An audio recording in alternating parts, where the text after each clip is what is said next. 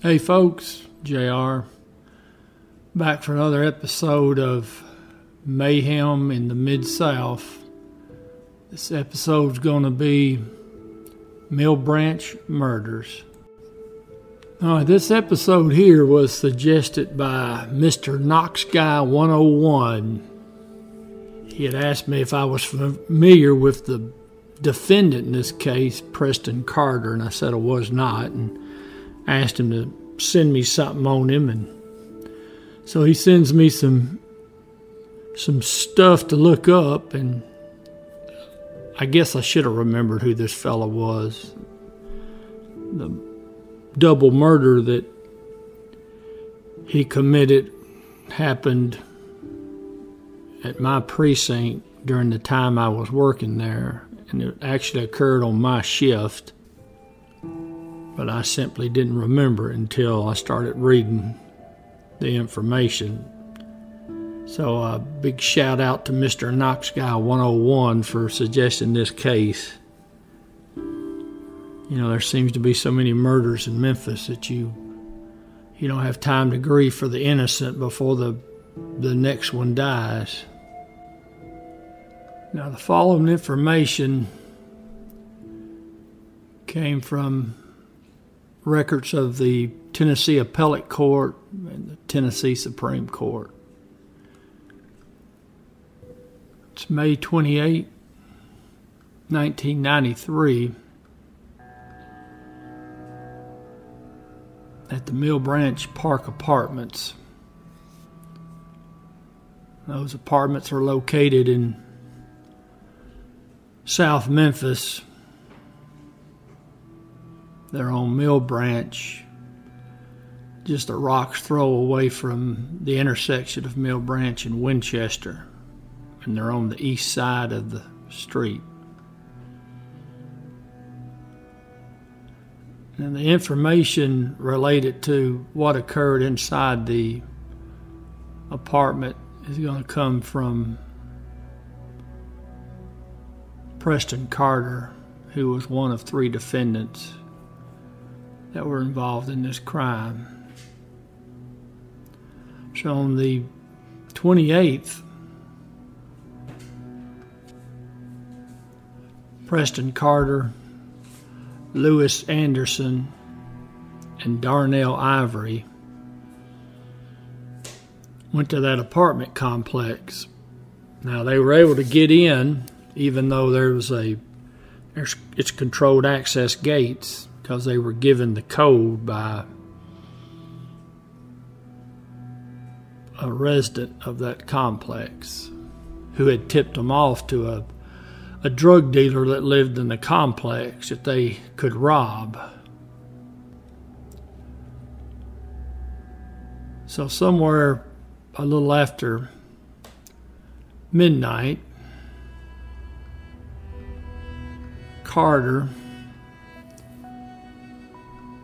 Anderson, and Ivory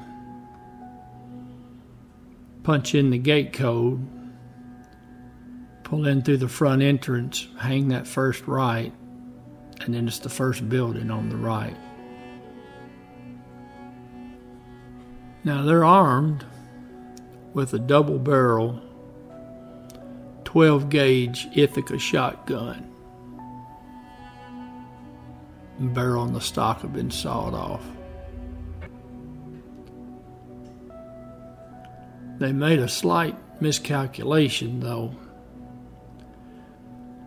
They were shown this alleged dope dealer's apartment in the daytime. Well, now they've come back at night, and they've gotten confused as to which apartment it is. Now, what they've been told is if when they knock on the door, a female will come to the door and ask them what they want, what kind of narcotics. So they know what the MO is. They know what this dope dealer's apartment, what's supposed to happen. So they knock on the door, and there's a voice from the inside that calls out to them, wants to know what do they want. The guy won't open the door, and he says, "I don't have anything. What are you talking about?" Lewis says, "Your brother Corey sent me over here to get something." Well, that didn't work either, because the guy on the other side of the door ain't opening the door. So right then and there, the three of them know they've knocked on the wrong apartment door. They know they're in the wrong place. They know this is not the dope dealer's apartment. Now, remember, this is coming from Carter, Preston Carter's confession, so they're always going to be slightly in their own favor. According to him, Lewis Anderson says, "Fuck it." And he tells Preston to hand him the shotgun, and he tells Preston to kick the door in. So Preston Carter, he kicks the door in. Now, the apartment door they've just kicked in belongs to a married couple, Thomas and Tanisha Jackson. Tanisha is 24 years old. Thomas is 26. And they've got a 3-year-old daughter named Tyranny. Now, Thomas Jackson has a job, but it's not selling dope. He works at the Cecil's Bakery on Elvis Presley. And he's got to get up in just a few hours to go to work. So now Carter and Anderson are inside the apartment. Carter's demanding money from Mr. Jackson. Mr. Jackson's honestly telling him, "I don't know what you're talking about." And then Anderson tells the guy, "Yes, you do. Get over in the closet."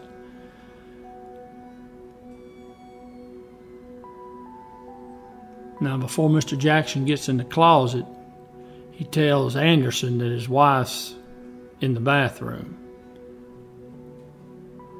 And Anderson tells Mr. Jackson to tell his wife to come on out. So Carter is searching the living room and the kitchen area. He's looking for money or drugs, and he couldn't find anything because he's got the wrong apartment, and they know they do. So Carter heads back towards the master bedroom. That's where Miss Jackson is. That's where Anderson has went. So when he gets back to the master bedroom, Anderson is raping Miss Jackson.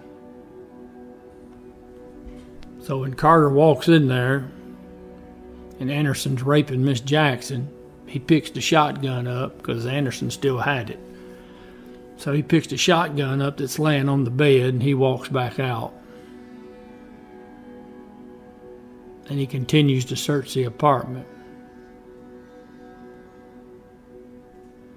Now, his version of the events is that when he came back out of the bedroom, that Mr. Jackson attacked him and that he has to shoot him in self-defense. Now, by this time, Miss Jackson's in the bathroom.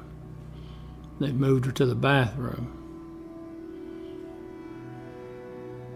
Then Anderson starts asking her where's the money. And by now, obviously, she's hysterical because she's heard a gunshot, she's been raped, and she's got these two men in her apartment.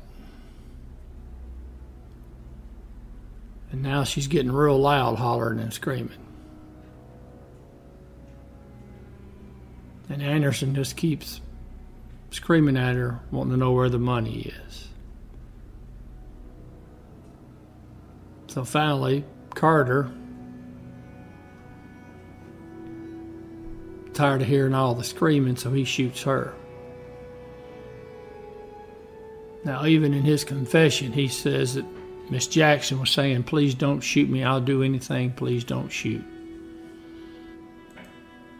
So they pick up a few items from the apartment.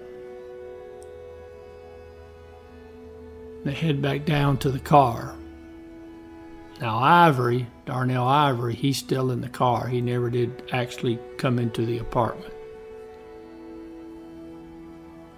So they leave and go on their merry way. So a few hours later, after the murders have occurred, Derek Lott, who is Miss Jackson's brother, he shows up with another co-worker. So they're going to pick up Mr. Jackson for work. Now, according to Mr. Lott, they see that the front door has been kicked open. And they find Mr. Jackson's wallet and his sister's purse and some papers on the ground there near the front door. According to Mr. Lott, he described the door as being kicked off the hinges.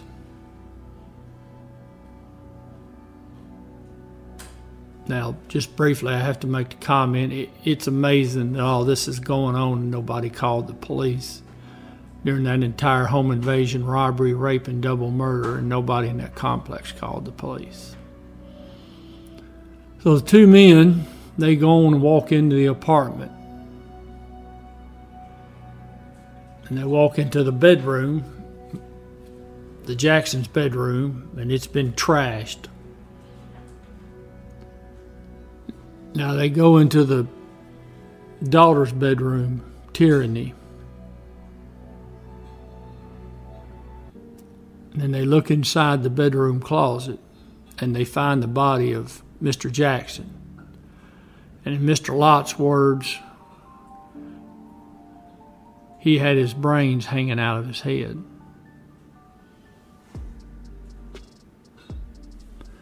And then Mr. Lott said he noticed some movement, and he pushes the closet door open some more, and there's Tyranny, and she's lying on the floor next to her dead father. She's laying on a pillow in a big puddle of blood. She starts crying, and so they pick her up, and she says, "I told my daddy I had to go to the bathroom, but he didn't say nothing." And that she had urinated on herself and had fallen asleep by her dead father. So then Mr. Lott, he telephones the police, and he calls his mama to tell her that her daughter's dead. Now, Mr. Lott hadn't found his sister's body yet. So the police arrived. Bobby Grigsby, around 4:30. And then Officer Grigsby, he finds Miss Jackson laying in the bathroom. She's naked from the waist down. And she's DOA as well. Now, Miss Jackson had been shot in the head as well. Now, the part of the confession that Carter tells, where he tries to justify shooting and killing Mr. Jackson by saying he attacked him, what actually had happened was Mr. Jackson had left the closet in the living room and went to the bedroom of his 3-year-old daughter, picked her up, and put her in the closet. So when Mr. Carter came and executed Mr. Jackson is sitting with his back up against the wall of the closet. Now, this crime was so horrible that it's not more than a few hours after the bodies have been discovered that someone does a Crime Stoppers tip, names Carter as the trigger man.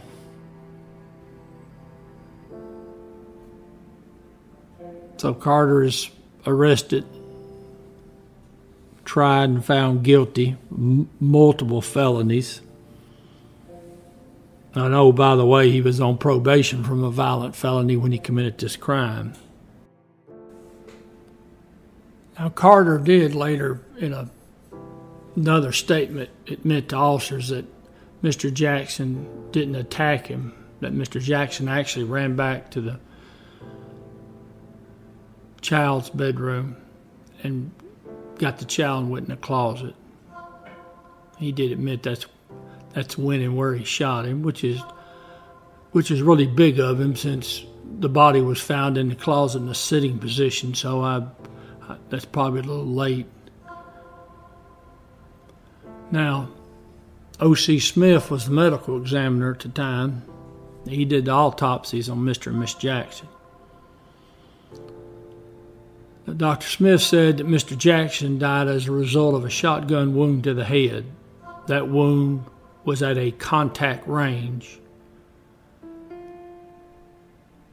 with the muzzle of the weapon up against the skin at the time it was discharged. So he stuck that shotgun right up to Mr. Jackson's head.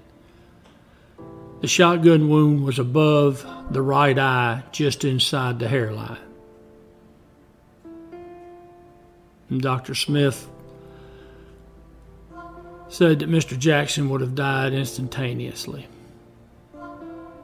Now, Miss Jackson, she too died as a result of a shotgun wound to the head. And the shotgun wound entered her left eye and just destroyed the whole left side of her head. And that thankfully Miss Jackson died instantly as well. Carter's been sitting on death row since 1995. 26 years. And he's probably going to die of old age before he's executed. I don't know why we have a death penalty if we're not going to use it. 26 years and he's still alive. And we're paying 3 to 4 times more money for him being on death row than we would be if he was in general population. And this right here is another case of an obvious smoking gun where Carter should have been executed within 365 days of being sentenced to death by a jury. So we need to either modify the death penalty law in the states, or we just need to get rid of it because it serves no purpose. There is no deterrent factor in waiting 26 years.